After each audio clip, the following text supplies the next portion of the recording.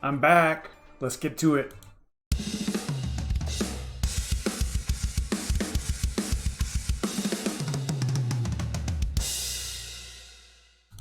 What is going on, Savages? Welcome to the SavageMine YouTube channel.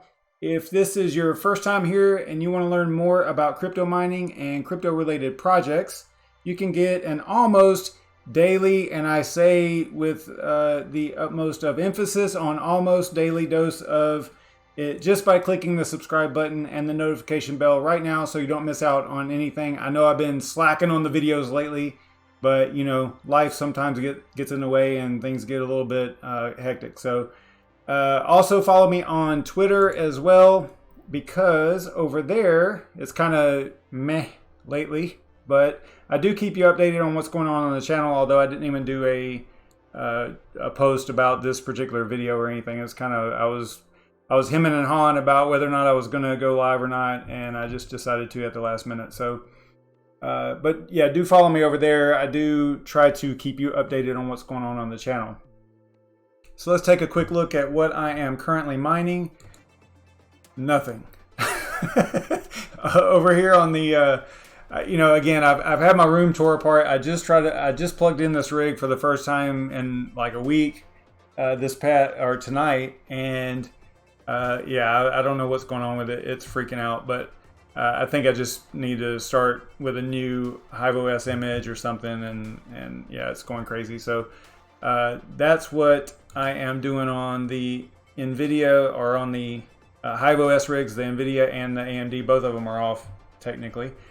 And then on the co-owned or the shared rigs running Simple Mining OS, they're both still mining CCX, Conceal Network, and doing okay over there. They have been since, you know, March of this year. So still up and running. If you watched that last video of the review, the monthly review, each month we get together and decide what we're going to do with these rigs, and it's looking pretty bleak lately because CCX isn't doing great, the market's not doing great, and basically we're losing about $30 per rig.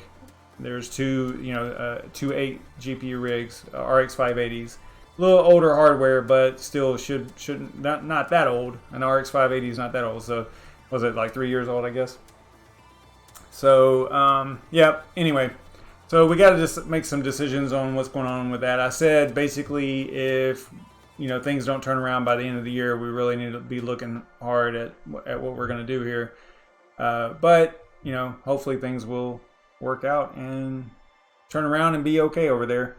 We do have a little bit built up because, you know, Conceal had that really good one really good month where they went up about 800%. So during that time we did okay, but we're just kind of drawing from what we mined earlier in the year and, you know, basically paying for electricity that way. So that's what's going on over there. Let's take a look at the top 10, or my top 10 that I have. Number 1 is CCX, or Conceal. Up just a tad. Again, they were up to 80. They made it up to 86 cents in that 1 month, and now they're at 17. So yeah, still, you know, micro cap. They were up whenever they made that huge increase. They were up above 3 million market cap, so they were on their way, and then it just kind of, things just kind of shifted and turned. So next up is Raven. Raven is still below 3 cents. They are still getting dumped on hard.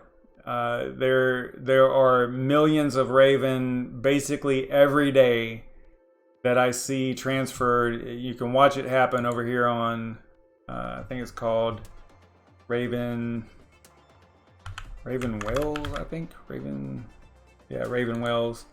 So if you look at this account here, you can watch, I mean, millions. Look at this, 3.8 million Raven.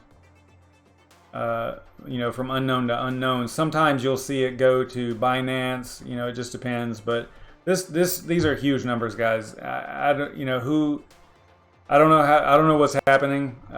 But this is definitely keeping the price down. So I don't know if that's, you know, clearly intentional or what, but it definitely looks weird to me. So, and I'm not a trader or anything like that, but it looks weird to me. All right, so Swap is next. Swap had a pretty good day yesterday, I think. Or actually, you know what? Sometimes what's weird about Swap is sometimes depending on which, I want to say Blockfolio sometimes shows crazy numbers, and then you come back to CoinMarketCap and it's all legit. But I don't know. I don't know what's going on with this one either. They're up just a tad. They still hanging around 6 cents though. And then let's look at Rio. Rio's down below 2 cents. Down a little bit today. Not terrible. I don't even know what the market is doing actually overall. I know Bitcoin was down like 3% or something. Let's look at LOKI. LOKI's hanging around even. This is a project that I'm really keeping my eye on right now. They have a lot going on, and I really am feeling like they're going to make some big moves here recently, or here in the short term. So they did go up from, I want to say they were at 15 cents, 12 cents, down in that range, and then they did a huge spike, and then they've been hanging around 30 cents. So that's pretty decent growth. But man, that spike was kind of crazy. It went up 300% in one day. So yeah. I'm looking for some really great things from them, but we'll see what happens. And then next up is Szell. Szell is at lower than 5 cents, still up a little bit today. I see a lot of good stuff coming from them as well. Veil down just a tad. Privacy coin, a lot of my stuff is privacy coins, of course. And then Arrow is not on here yet. That's number 8. And then number 9, we'll talk about a little bit more tonight, is BitCash. Down just a tad. They're at 3 cents. And then last but not least, AION. One of my faves. They are actually above 8 cents. That's good. Man, I want to say that they were creeping down below 7, I thought. Yeah, right here they were down at 7 and almost into the 6s. They probably got into the 6s on that day, but 6 cents. So yeah, 8 cents is looking pretty good, I guess. I do have each one of these besides, let's see, CCX I have a bag, Raven I have a bag, Swap I have a bag, Rio bag, LOKI small bag, Szell bag, Veil no bag, Arrow small bag that I've mined because they're not on any exchanges or anything like that. You can't buy them. You know, it would all be over the counter. And then BitCash small bag and AION small bag. So that's just full disclosure there. So you know that I am holding some of these coins that I talk about. Most of them. I mean, why would I talk about them if I didn't hold them in some regard, right?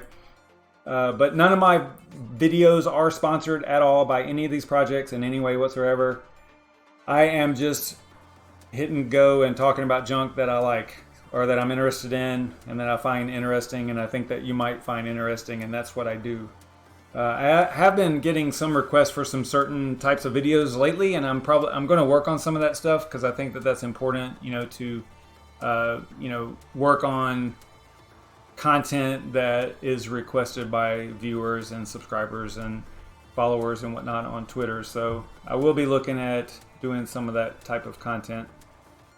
Some of it's not that difficult, not that easy though, because it's stuff that I don't really know a lot about myself. But I mean, I am interested in a lot of it, so it's cool to be pushed a little bit to learn something new, I guess you could say.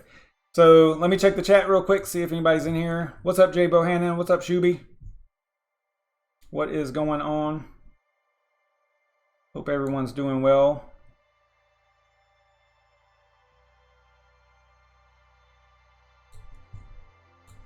All right, so tonight we're going to look at BitCash Stable. But first, what exactly is BitCash? BitCash is a direct Bitcoin 0.16 fork, and it aims to be the most usable cryptocurrency using features that encourage mass adoption. And that's a common feature or a common desire from a project or goal of a project is to become the world's most useful cryptocurrency or whatever, right? Well, you can talk that talk, but you need to be able to walk the walk. And in this case, I think that BitCash is doing quite well at that part of it, because they've got a lot of features that are geared right around adoption. So I think that they're on the right track here. They're bringing traditional banking features to cryptocurrency and using the transaction speed, security, decentralization, and low fees of crypto to make all those features even better. As you all know, there's a large divide between the convenience of traditional banking methods like credit and debit cards and crypto. There's a huge divide there, and BitCash is actually building that bridge with all their products. On the mining side of things, as far as BitCash goes, let's look at their what to mine over here. BitCash recently forked to X16R v2 hashing algorithm along with Ravencoin. They actually forked before Raven did for their proof of work consensus. Initially, they ran into a problem during the fork, but they were forking not just off of the algorithm X16R, but they were also implementing some other feature sets, and those are what actually had a problem. But during the fork, due to the pricing information that's included in the block header for their stable coins and other features that they have, that's what caused a little bit of a problem with the pool mining, and they reverted over to strictly CPU mining for a little while. But they got it all worked out, and everything is back up and running now. So I think everything is good to go. They do have 1 minute block times. There is a 21.5 BitCash reward per block. But you can see right here that it's actually 19.35, and we'll get into that in just a minute. We'll get into it right now. There is actually a 10% dev fee, which we've talked about dev fees a lot. I mean, look, we're past the point of unless you're already rich, or unless unless a dev is already has a huge amount of Bitcoin, for example, and are set in some other way financially, then I don't really fault a dev or a project for some level of funding, right? As long as it's used in the right way, and they're transparent. They do quarterly reports and stuff like that about where that dev fee goes. So I'm not too concerned with it. 10% per block, so that's how you get from 21.5 BitCash reward down to 19.35 is what you see here. So that's 10%. And that 19.35 goes to proof of work mining rewards. They also had a 9.7% pre-mine, but they, like I said before, they're transparent in how that's used in their quarterly reports. And when you have on-chain stablecoin capabilities, your max supply, I don't even think that they have it on here.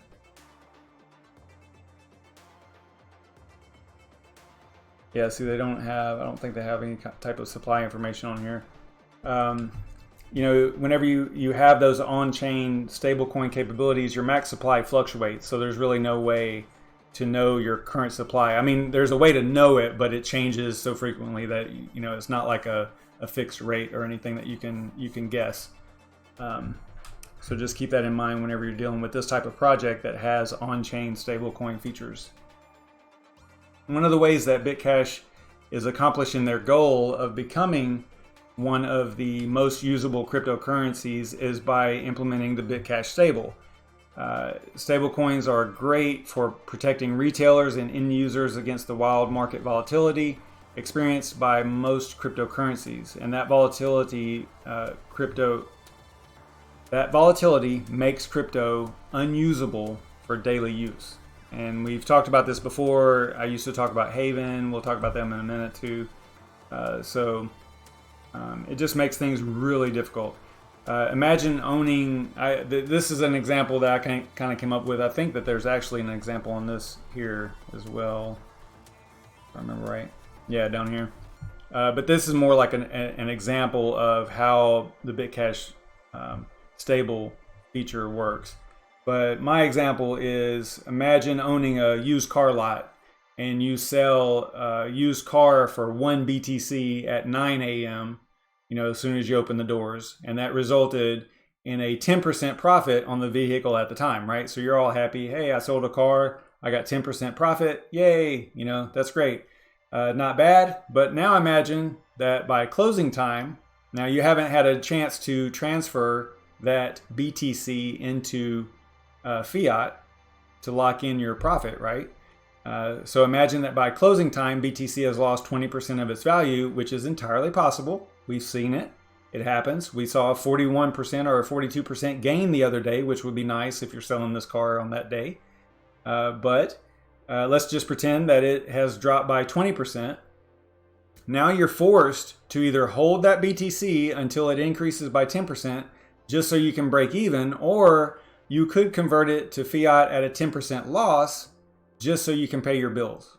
Right? Because if you're a car lot, you probably have overhead that you need to get everything into fiat. We're not paying for everything in crypto yet. So there's a lot of, going back and forth to fiat or going into fiat in order to pay real bills like your electric bill and your employees or whatever. So you can see how in most cases it's quite risky to accept crypto still today. And that's something that these types of features like BitCash Dollar or BitCash Stable. I call it stable, but BitCash Dollar is what it says in the wallet and everything. So stable coins are supported on many exchanges, and traders use them all the time to go into and out of trades instead of going back and forth to and from fiat, which is expensive and quite the hassle if you're doing it all the time. Stablecoins can be pegged to, this is just a little bit of information about stablecoins themselves. Stablecoins can be pegged to a stable asset, usually on a 1-to-1 ratio. Some are pegged to, say, the US dollar, like BitCash Stable is. I'm saying BitCash Stable. I should be saying BitCash Dollar, I guess. Yeah. I got confused. I actually wrote it on the thumbnail too. All right. BitCash Dollar. Good grief, I'm actually calling it the wrong thing. Okay, BitCash Dollar. Let me rewire my brain here. Hey, I've been out for a little bit here. I've been out for a week, so give me a little bit of a break. BitCash Dollar. Okay. You've likely heard some stable coins such as Tether and USDC that are pegged to the US dollar. Whatever the stable coin is pegged to, meaning connected to at some predefined fixed ratio, there should be a reserve of that asset, whether it's a commodity such as gold or oil or a national fiat currency that equals the value of every stable coin in circulation at the time. And this is why you see Tether minting and burning constantly if you're watching those types of things. Stable coins don't have a fixed or limited supply or even a schedule of production. Because their supply comes from market conditions and the economics behind the supported currency itself, which makes it somewhat of a problem for accurate supply values of crypto that uses it. Now I'm all flustered because now I got to go back and fix all my thumbnails and everything. All right. One of the, I mentioned this earlier, but one of the projects that originally came up, I think it was kind of originally anyway, came up with this stablecoin mint and burn feature was Haven Protocol, and this was back in 2018 with their offshore storage is what they called it, offshore storage, which was their main selling point behind besides being a privacy coin. So it's a privacy coin with a stablecoin feature. I knew back then that this would be an important feature in crypto, and it's great to see like other projects understanding that as well. The example that I gave earlier about the car lot, I think I'd actually use a similar example, analogy or example back then whenever I was talking about Haven. But Haven protocol has some development issues that kind of held the project up quite a bit. But it really seems like they're back to developing, and I believe they're off. I think they got all their problems worked out. And I believe that their offshore stablecoin feature is in testing right now. But it is quite different than BitCash since it's not pegged to USD. But instead, Haven protocol uses an algorithmic dual coin blockchain. So it's not really that it is pegged to anything. It's pegged to basically itself, right? So there's a little bit of a difference between Haven and BitCash.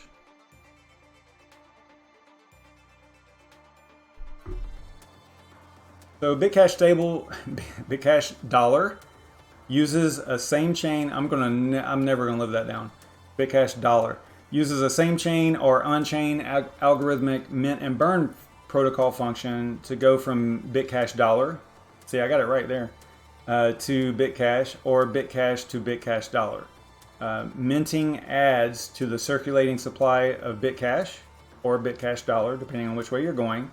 And burning removes either from the circulating supply by removes either of those from the circulating supply by sending the coins to an inaccessible burn address, I would assume. Normally that's the way that works. I couldn't find that anywhere, like specifically how the burning works, but I would assume that that's how it works. The pricing info, this is where it gets a little bit complicated, but the pricing info is in the block headers and is acquired as an average from digitally signed data from the STEX and CryptoBridge exchanges for BitCash Dollar to BitCash and BitCash to BitCash Dollar. The way it works is a snapshot of a 7-day moving average price of BitCash is used for the conversion of BitCash to BitCash Dollar and the other way. So the system can't be easily gamed by dumping the price to mint more coins. I want to say that initially, whenever they first implemented BitCash Dollar, they had that happen, where a large holder was dumping the price and then converting it back over and increasing the number of BitCash that were out there. So it was kind of like gaming the system. So then they went to this 7-day average so that it's much more difficult to game it in that way.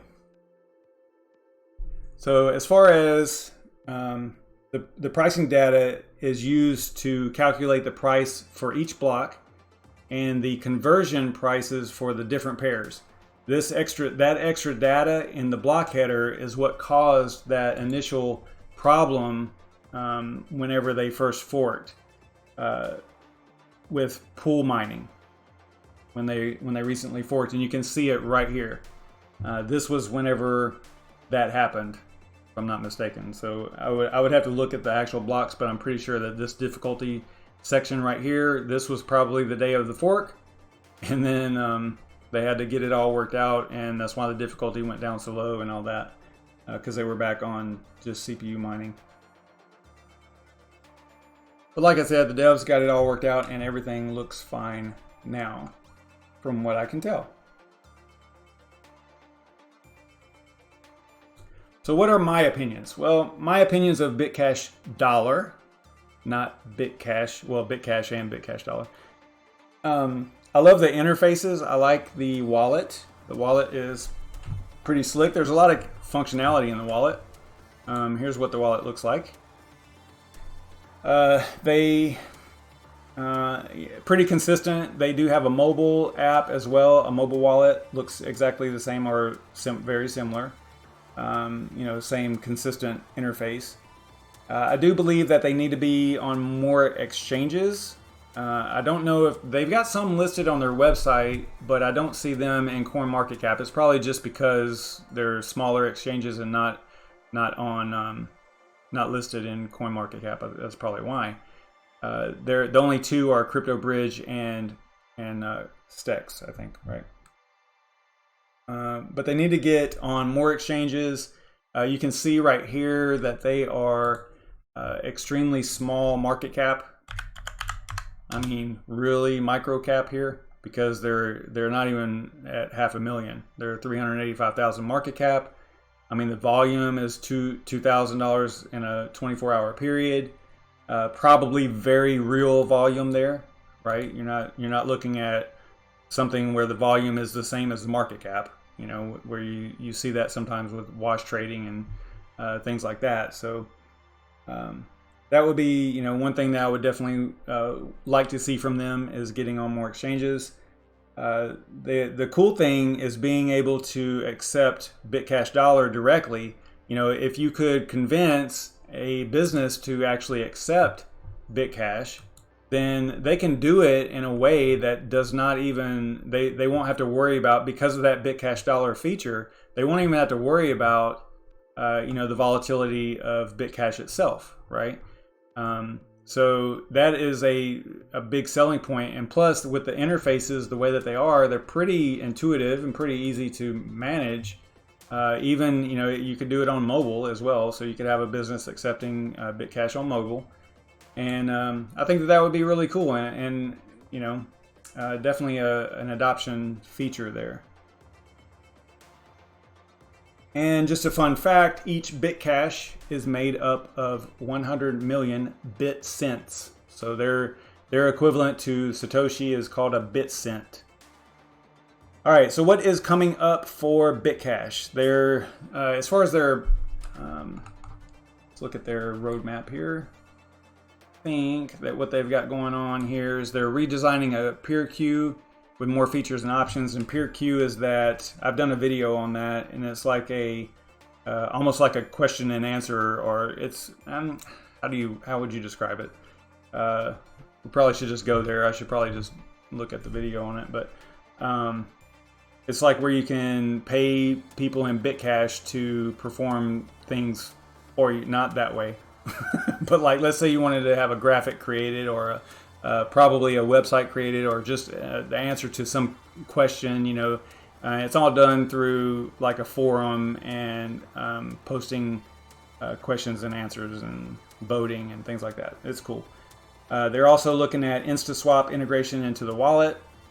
I did not see that was here yet, so I would assume that sometime in the near future that we'll see that in here. They're also looking at introducing BitCash Gold, which is going to be a gold peg cryptocurrency, or I'm sorry, a gold peg currency on the BitCash blockchain. And you can kind of see that right here. You see it flipping back and forth between dollar balance and gold balance. It's not implemented yet, but it is coming. So they're going to actually have 3 different currencies on the same blockchain. They're going to work towards partnerships with e-commerce platforms. They're going to work towards partnerships with banking and accounting software, which was something that they've always been looking at doing. BitCash integrated and accepted across online stores. So they're looking at you know, some online stores accepting BitCash. Like I was saying, it should be super easy with that BitCash Dollar feature. I'm going to say that BitCash Dollar and BitCash Stable are yeah, you can use either term. That's the way I'll say that. You know what I mean. They're also looking at being able to import transactions into various accounting software such as QuickBooks and Xero. I think that's going to be super cool as well.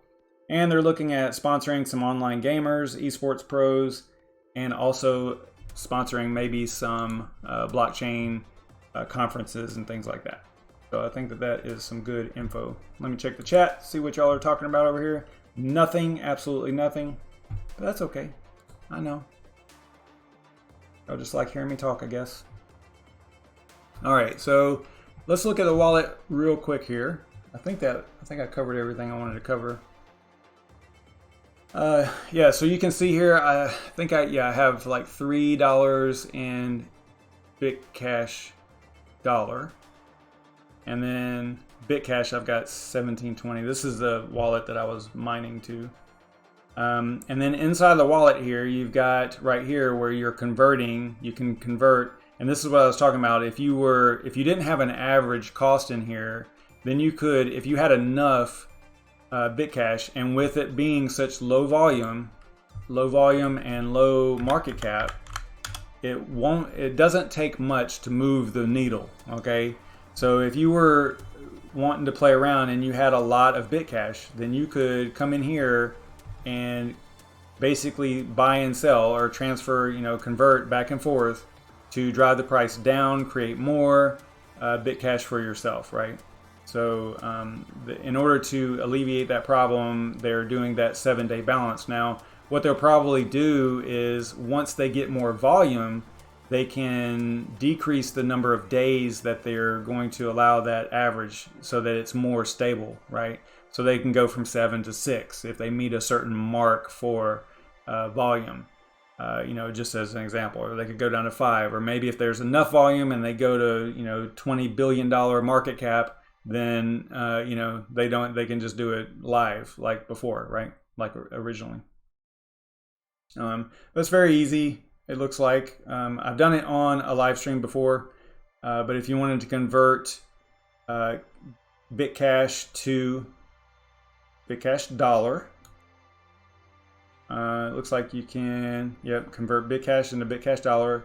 It says I'll have 1720, or I have 1720. So I guess I could just throw a number in here. Let's go 100.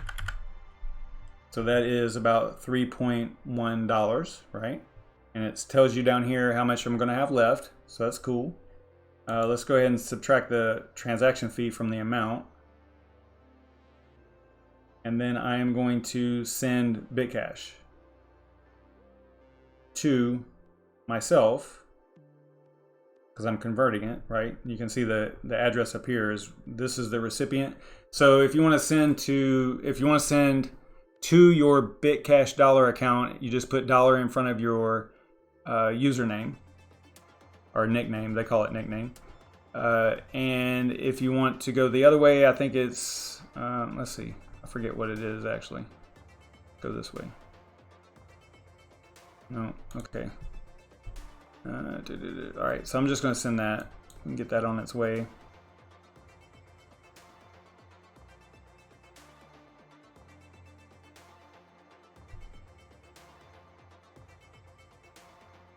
I'm going to go back to overview. So see, you saw now it has 6 in there, and it took it away from my BitCash balance. So that's good. And it has it down here. It has the transaction down here at the bottom. What was I going to look at? I was going to look at sending.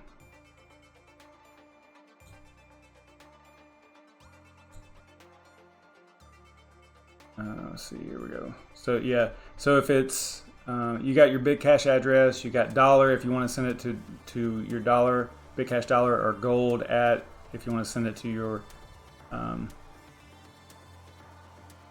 yeah, so that's what it looks like. BitCash is just your nickname. If you want to do dollar, the stable coin, then you would do dollar at or dollar in front of your username or your nickname, and then gold once that's implemented.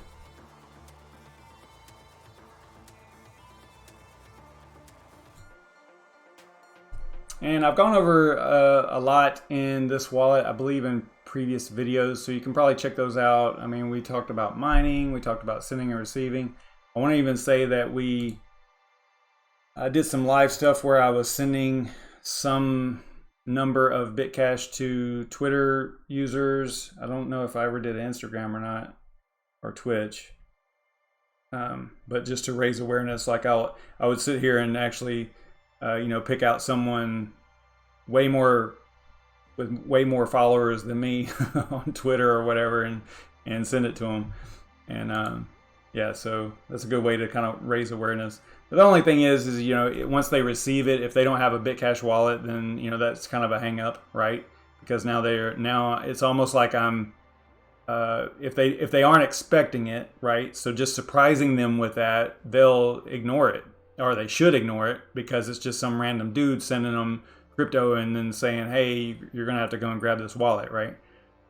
So that part of it just doesn't look great. But, it's the way that it has to work. So I guess ideally you would let the person know, hey, I'm going to be sending you something. I think I did that with Brandon Coin or maybe Red Panda. One of them I let them know I was going to be sending it. I think it was Brandon Coin. And so that he wasn't like thinking that I was trying to get him to download some crazy software, malicious software, or anything like that. So, what's up, Bitcoin Jake? What is going on, man? So I think I'm going to end it right there. Let's go ahead and keep this conversation going down in the comments. That's something that most of my videos don't have a lot of, and it actually helps whenever y'all like keep the conversation going. So I want to know like what y'all think about. You can tell, you know, I'm a little Southern, right? What y'all think about BitCash? It's one of my top 10. I think it's a solid project. Super small market cap, super small volume. But if you just go to their website, check out their website, read up a little bit on them, you know, read up on the devs, do all your due diligence and homework and all that stuff, and give them a look. You know, I mean, I think this is one of those little diamond in the rough kind of projects. You know, I don't know. I think it's good. Just my opinion. As all my videos are, just my opinion. But all right, yeah, I'm gonna end it there.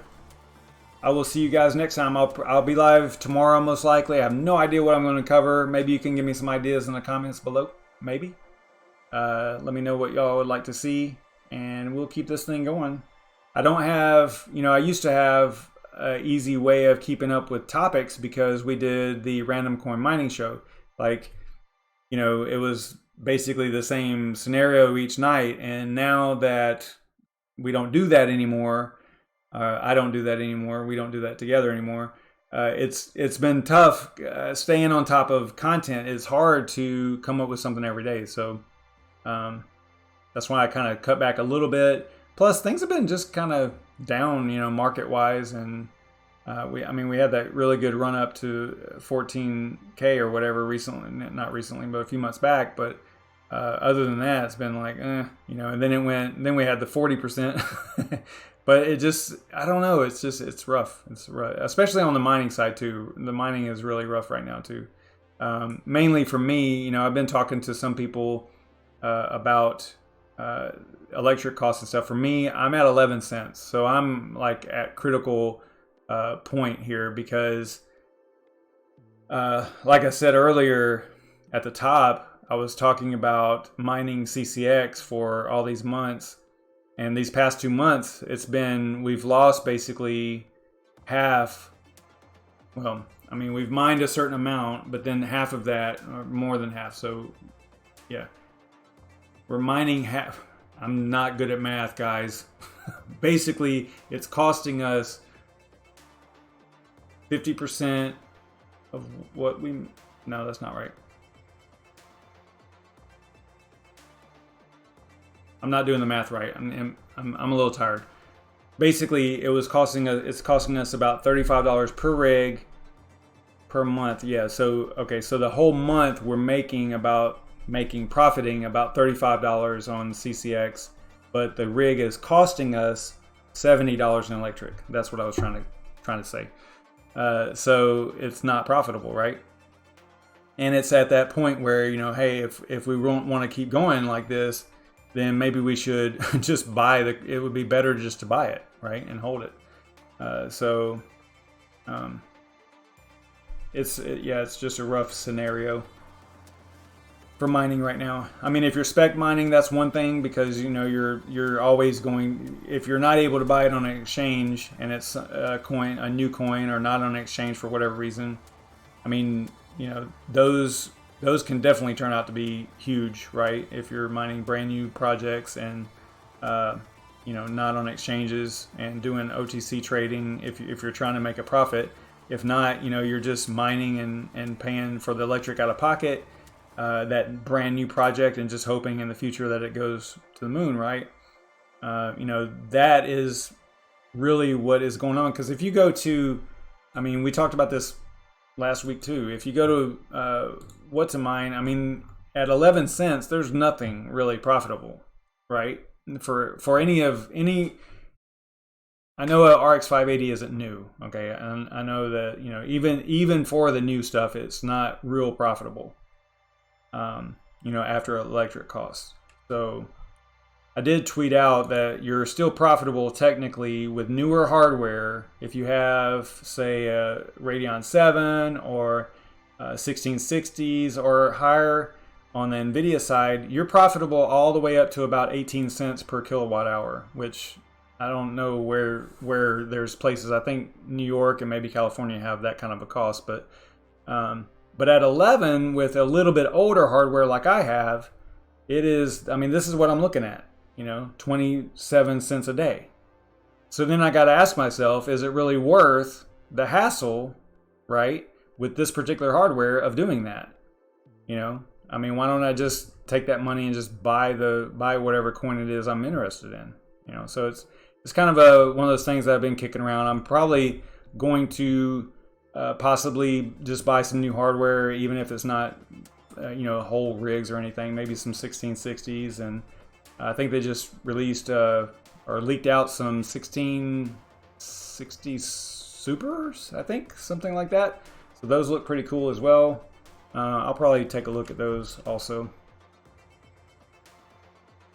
See what y'all are saying in chat over here.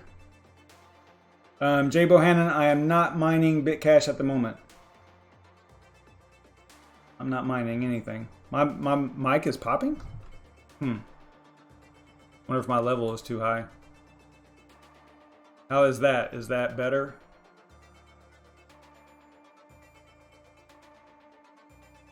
It could have been.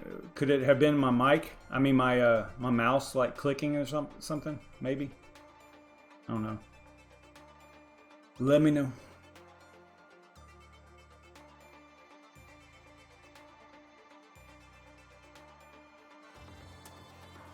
Yeah, I haven't been mining BitCash recently.